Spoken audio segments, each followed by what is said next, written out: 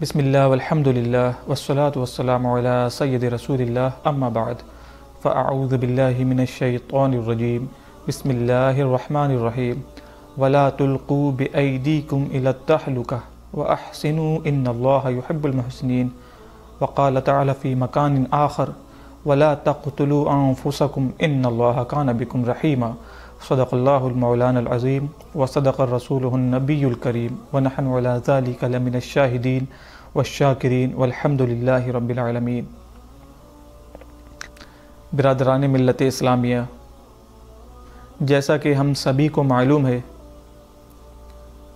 کہ یہ جو دور ہے بہت ہی پرفتن دور سے ہم گزر رہے ہیں۔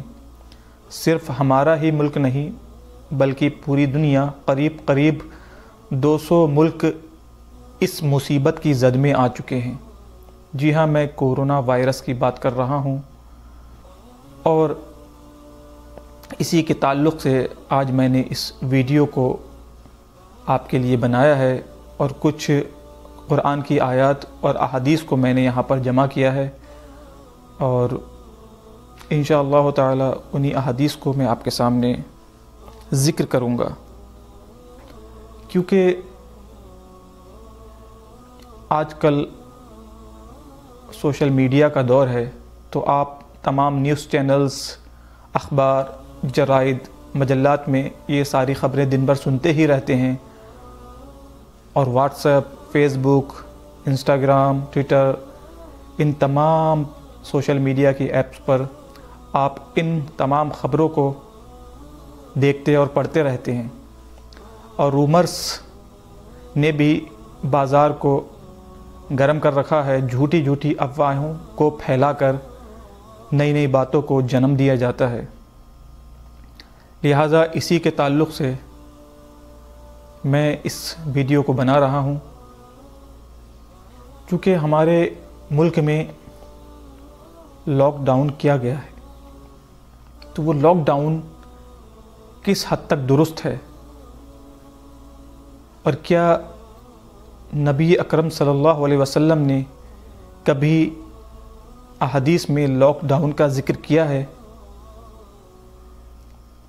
اور کیا کبھی اس وبا کا بھی ذکر احادیث میں آیا ہے؟ شروع کرنے سے قبل میں آپ کو بتا دوں کہ میں اس وقت ساؤتھ امریکہ کے قریب ایک کیریبین آئی لینڈ پر ہوں، اور یہاں پر بھی حکومت کی طرف سے پورے ملک میں لاک ڈاؤن کیا گیا ہے۔ مگر یہاں کے لاک ڈاؤن میں اور ہمارے ملک کے لاک ڈاؤن میں کافی سارا فرق دیکھنے کو ملتا ہے، کیونکہ یہاں کا جو لاک ڈاؤن ہے بہت ہی آسانی کے ساتھ لوگ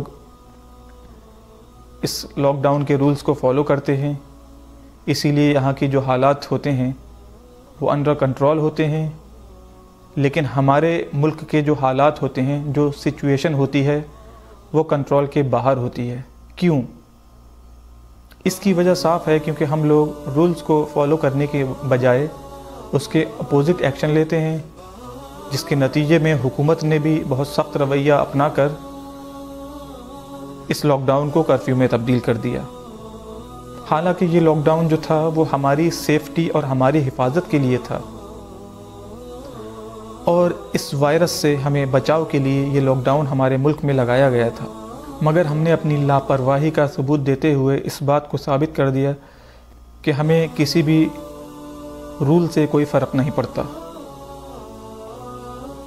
یہ بہت ہی افسوسناک بات ہے۔ آخر کب تک ہم اپنی لاپرواہی سے دوسروں کو خطرے میں ڈالتے رہیں گے، اور کب تک ہم اپنی ذمہ داریوں سے بھاگتے رہیں گے؟ یہ ہماری اور آپ کی ذمہ داری ہے کہ آپ کی ذات سے کسی دوسرے کو تکلیف نہ ہو، کیونکہ خدا نخواستہ اگر یہ وائرس کسی کو لگ گیا تو وہ کئی سارے لوگوں کی جان کو مشکل میں ڈال سکتا ہے۔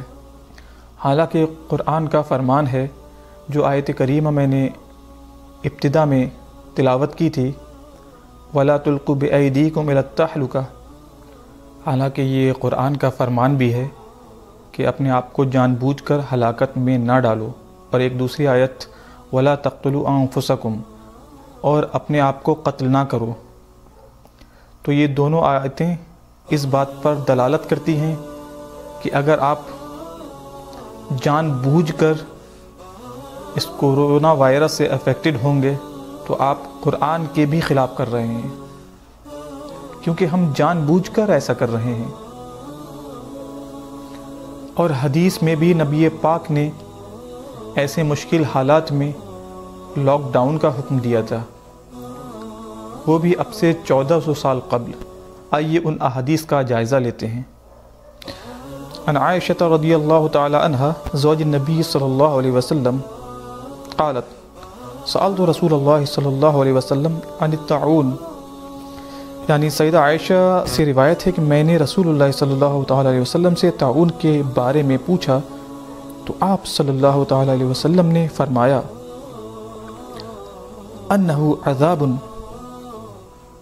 کہ وہ ایک عذاب ہے، اللہ تعالیٰ جس پر چاہتا ہے بھیجتا ہے، لیکن اللہ تعالیٰ نے اس کو مؤمنوں کے لیے رحمت بنا دیا ہے۔ اگر کسی شخص کی بستی میں طاعون پھیل جائے اور وہ صبر کے ساتھ اللہ کی رحمت سے امید لگائے ہوئے وہیں ٹھہرا رہے کہ ہوگا وہی جو اللہ تعالیٰ نے قسمت میں لکھا ہے، تو اسے شہید کا ثواب ملے گا۔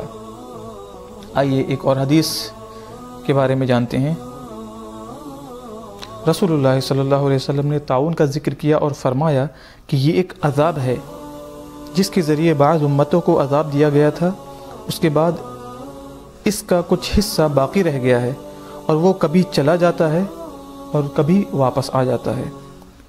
پس جو شخص کسی سرزمین پر ہو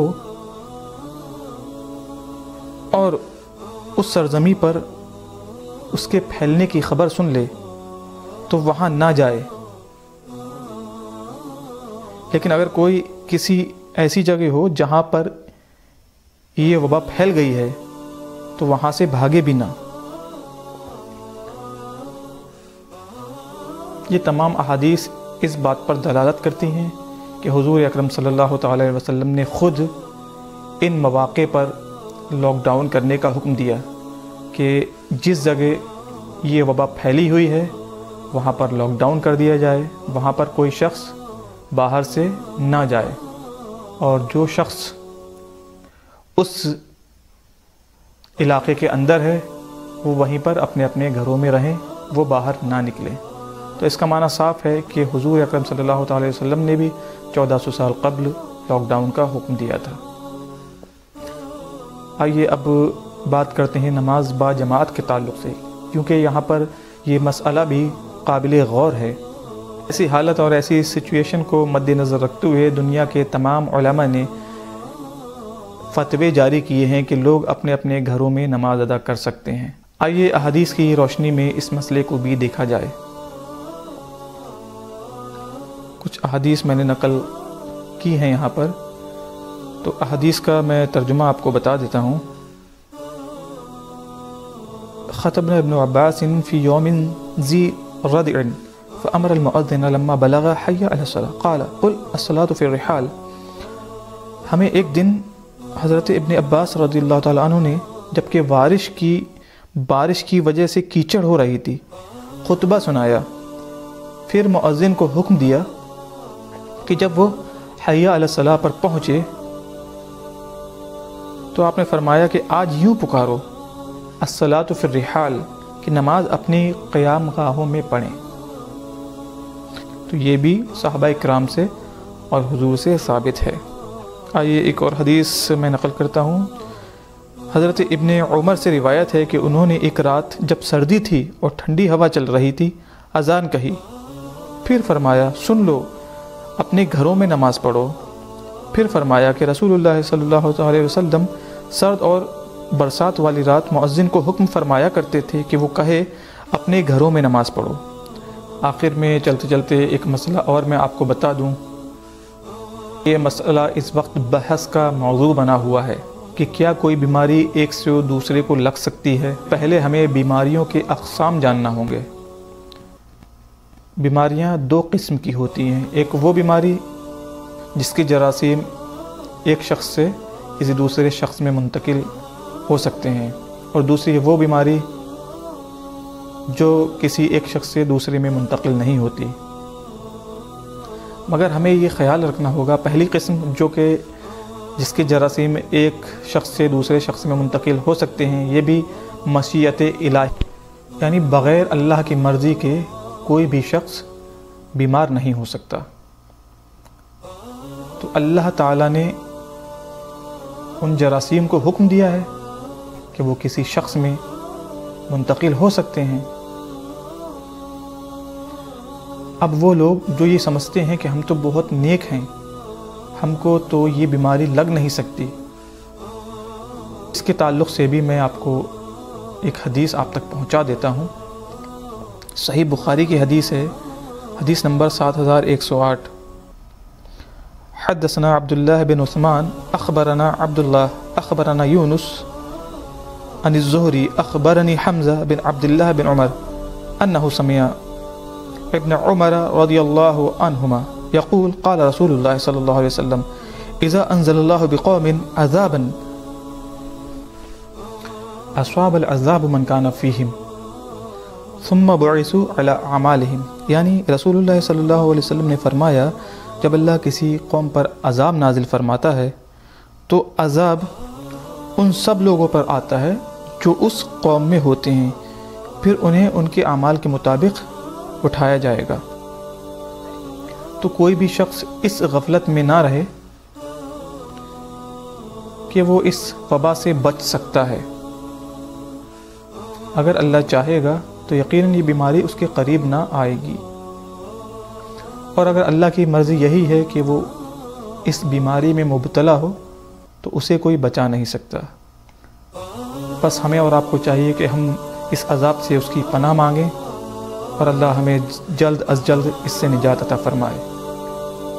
استغفر اللہ ربی من کل ذنب و اتوب الیہ۔ السلام علیکم ورحمۃ اللہ وبرکاتہ۔